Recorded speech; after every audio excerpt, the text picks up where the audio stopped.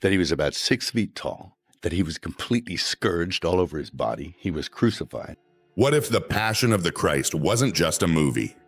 What if behind one of the most powerful Christian films ever made was a story far stranger, far deeper than anything we saw on screen? From the outside, it was a groundbreaking film, bold, unflinching, unlike anything Hollywood had ever released about Jesus. But behind the scenes, something was different, something felt off. Crew members whispered about eerie coincidences. A strange weight hung over the set. People spoke of moments they couldn't explain, moments that still stay with them today. And at the center of it all, Mel Gibson. Why would he push to make a film no studio wanted to fund? Why risk his career, his reputation, everything? Because this wasn't just a creative decision. It was something he felt called to do. Before a single frame was shot, before the blood, the cross, and the controversy, there was one man, not the superstar, not the Oscar winner, just Mel. Alone with a vision almost no one believed in. He didn't plan to make this film, he needed to. But even he couldn't have imagined what would follow. The trials, the spiritual weight, and the moments that would change him forever. It all started in the late 1990s. Mel had it all. Global fame, box office hits, creative control. But while the world saw success, something inside him was stirring. And what came next would take him into the deepest, darkest, and most sacred journey of his life. Behind the cameras, something was breaking inside Mel Gibson. He was battling demons that no spotlight could hide: addiction, depression, and a deep sense of disconnection. His life, though outwardly successful, was quietly unraveling. He felt lost, hollow at times, dangerously close to the edge. But in the middle of that darkness, something unexpected happened. One day, overwhelmed by it all, he dropped to his knees. No script, no plan, just a raw cry for help. And in that moment, something shifted.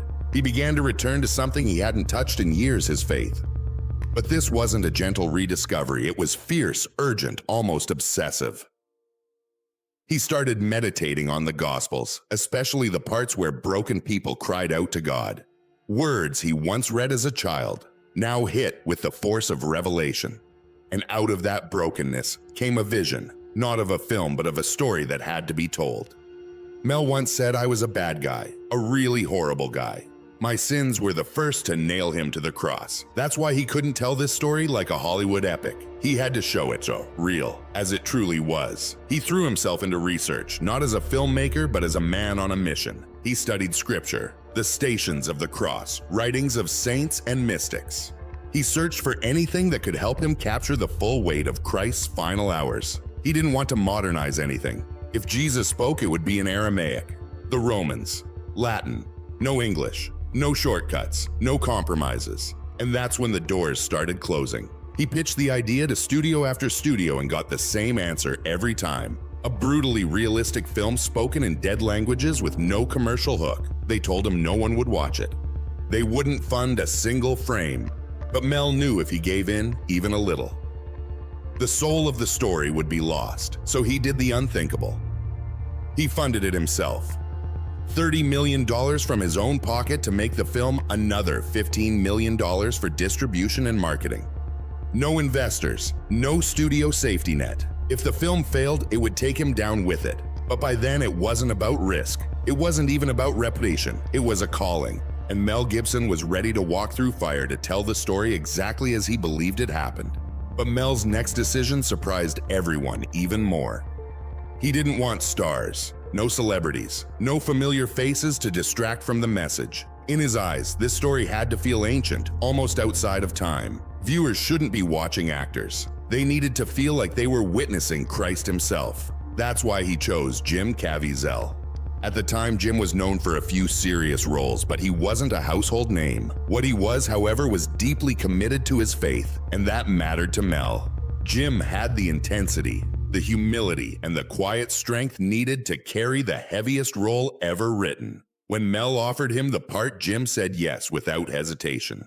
But then something unusual happened. Mel called him back and warned him. He told Jim, "You might never work in this town again." The film was risky, too bold, too raw, too controversial. But Jim didn't flinch. He simply replied, "We all have to carry our crosses." And with that, everything was set in motion. Mel doubled down on authenticity. He made a bold announcement. The entire film would be shot in Aramaic, Latin, and Hebrew, the languages of the time. No English, no modern phrasing, no hand-holding for the audience. His goal: total immersion. During filming, there would be no subtitle. The dialogue would be added later. But Mel believed that even without knowing the words, the audience would feel everything. The betrayal, the anguish, the sacrifice. Language became more than sound. It became texture. It shaped the world of the film. The sharp edge of Latin, the sorrowful rhythm of Aramaic. It made the story feel distant, yet heartbreakingly real. But that wasn't the only rule Mel broke. While Hollywood might have opted for green screens and CGI, Mel refused. He wanted earth underfoot, wind in the air, and sunlight that couldn't be faked. So he chose Matera, Italy, a stone-carved town that felt like it had never left the first century. Its hills were rough, the weather was punishing, the cold could cut through anything. But that was the point. On one of those hills, the crew built Golgotha, not a set, but a full crucifixion site. Wooden crosses, stone tools, dirt paths. Everything was real, everything was rough, and nothing was plastic. As filming approached, something shifted. The cast and crew began to sense it. This wasn't just another movie, Jim Caviezel would later admit. Everyone could feel it. Something was happening that no one could explain. Something otherworldly. As production got underway, quiet stories began to surface about moments on set when everything fell still. About cast members unexpectedly moved to tears, and about an invisible presence that seemed to settle over the entire crew. It was more than mood or emotion. It was something deeper. As the cameras rolled for the Passion of the Christ, it became clear to many involved that this wasn't a normal set. What began as a spiritually serious project had started to feel otherworldly, even unsettling. Something that still leaves those who were there at a loss for words. And then came the lightning. Jim Caviezel had already accepted that the role would be physically punishing hours in full-body makeup, carrying the cross, enduring lashes, bruises, and blood. But what no one expected was nature itself turning against him, while filming a scene on the hill of Golgotha, standing high on the cross. Jim was struck by lightning. The set froze.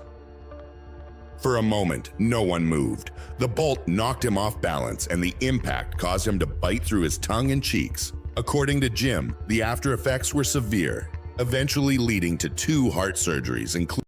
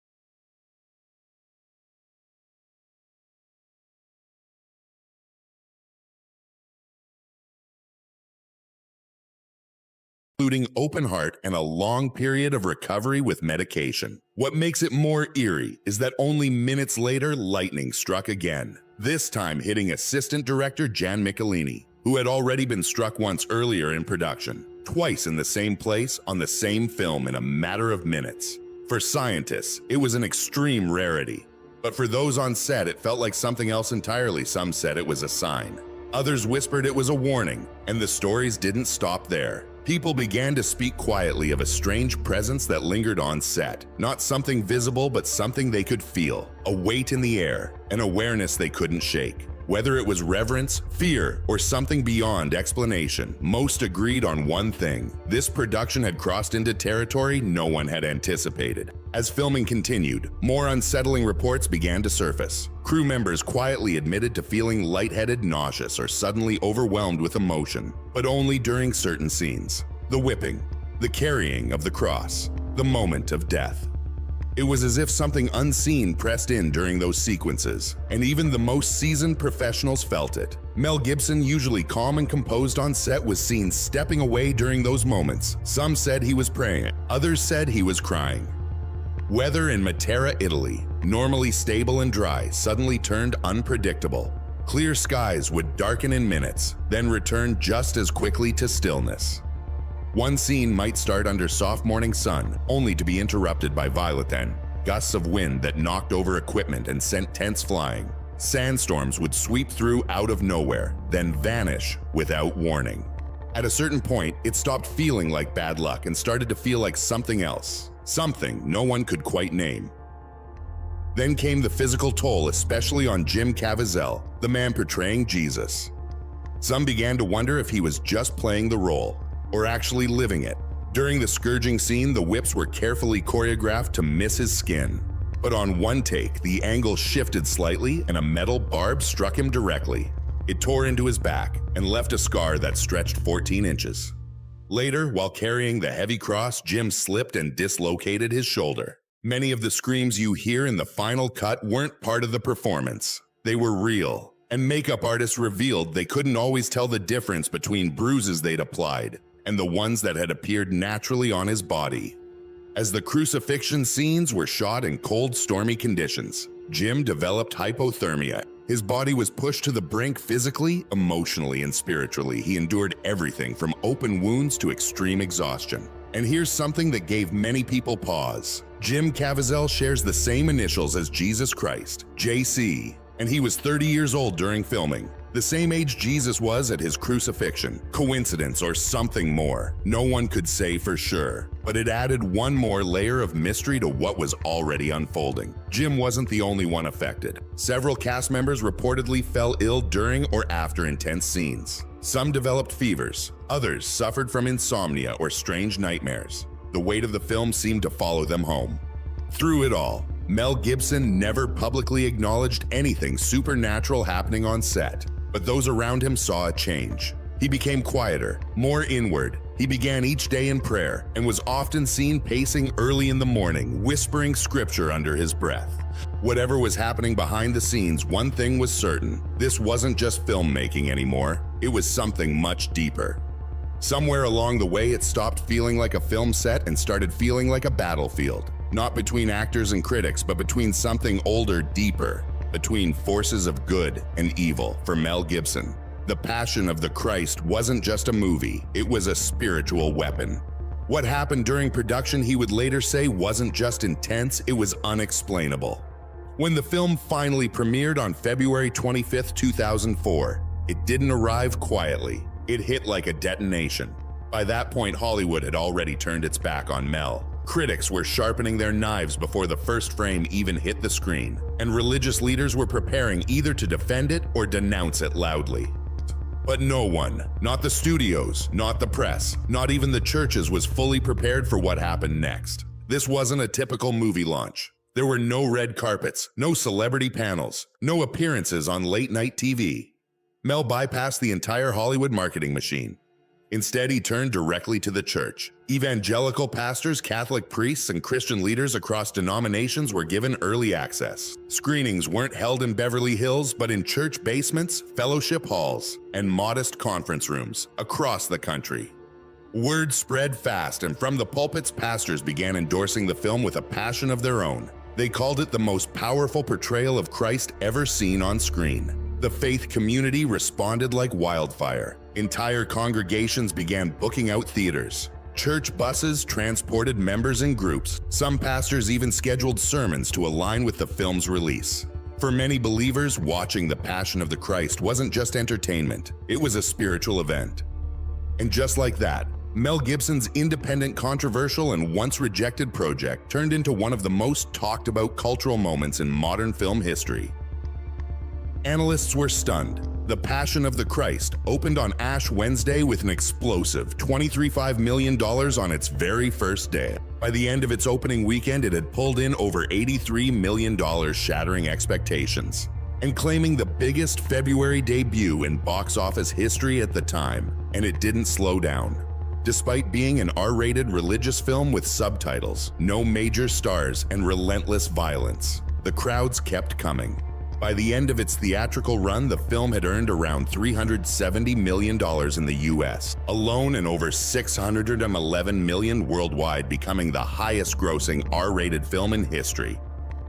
At that point, this wasn't just a success, it was a cultural earthquake. A $30 million independent film funded entirely by Mel Gibson had outperformed Hollywood's biggest productions, and the industry didn't know how to respond. But with that kind of success came a flood of criticism. Even before the film was released, controversy was brewing. Several Jewish organizations, including the Anti-Defamation League, voiced deep concern over the film's portrayal of Jews in the narrative. They argued that the movie echoed centuries-old accusations that held the Jewish people solely responsible for Jesus' death. Abraham Foxman, then, head of the ADL, warned that the film could inflame dormant anti-Semitism in those already predisposed to believe it.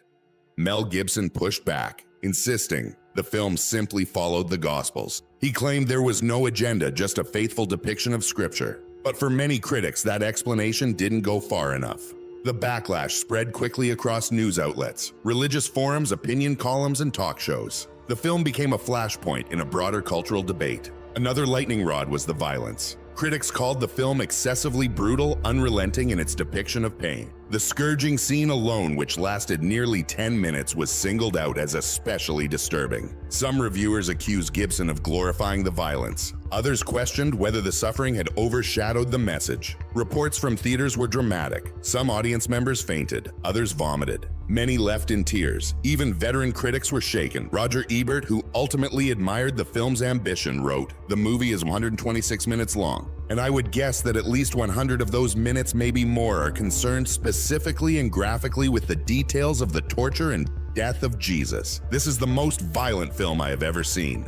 But despite the outrage, the protests, and the headlines, people kept showing up in droves. Critic David Anson once wrote, "Instead of being moved by Christ's suffering or awed by his sacrifice, I felt abused by a filmmaker intent on punishing an audience for who knows what sins." The reaction was harsh, but Mel Gibson stayed largely silent. He let the film speak for itself.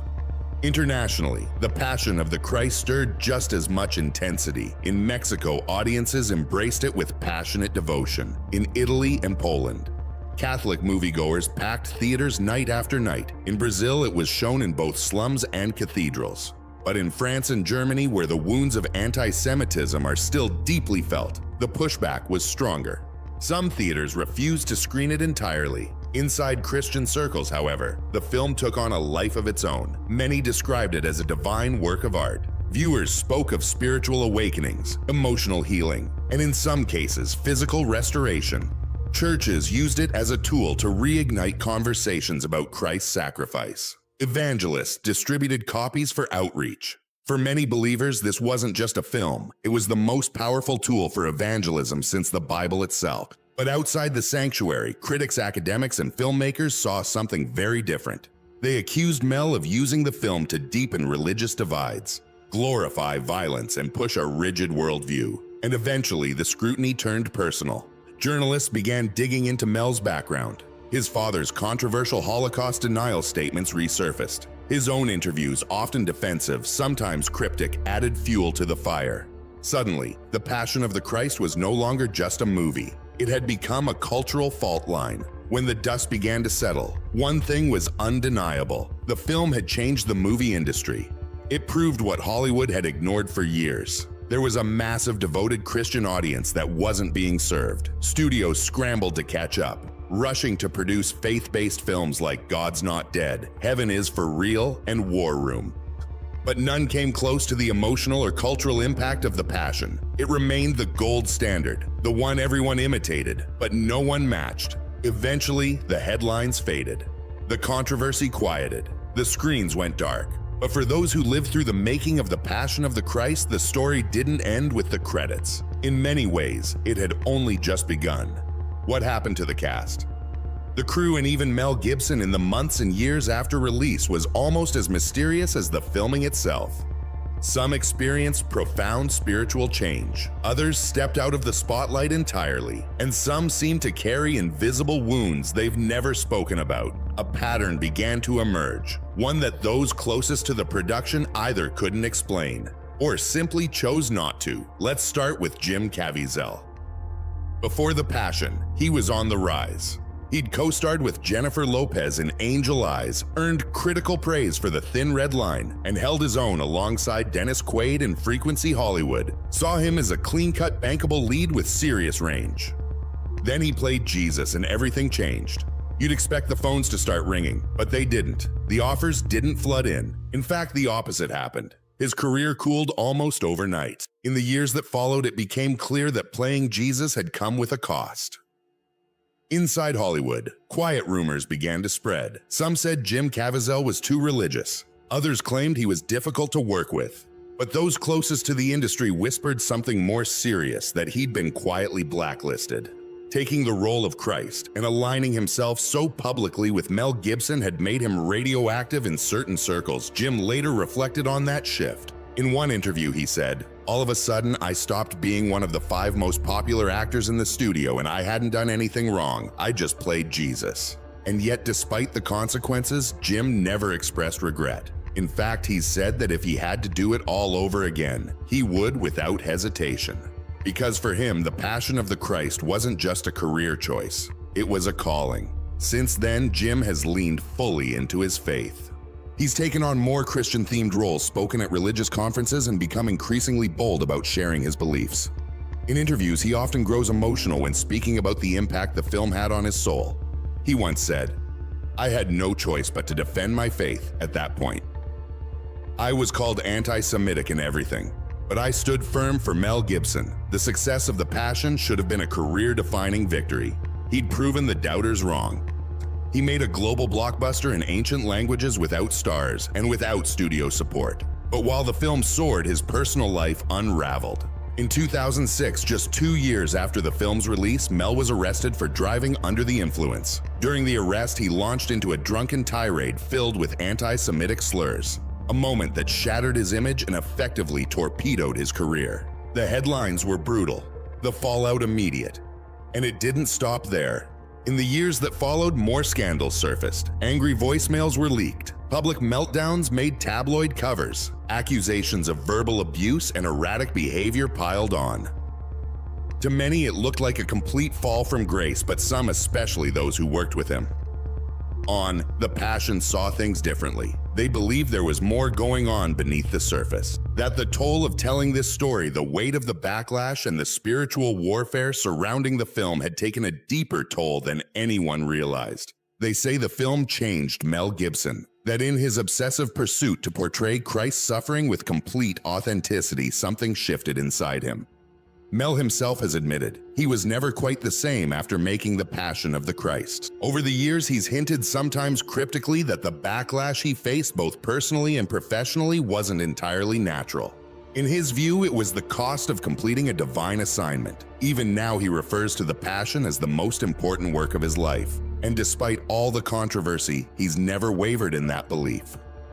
In recent years, he's been quietly developing a sequel, though few details have been made public. What's perhaps most curious is how little he speaks about the original film today. According to those close to him, there are parts of that journey he simply won't revisit. Entire chapters remain off limits. But Mel and Jim weren't the only ones affected. Behind the camera crew, members began experiencing their own quiet transformations. Some started reading the Bible during lunch breaks. Others reported vivid dreams, moments of unexpected emotion, or a pull towards something bigger than themselves.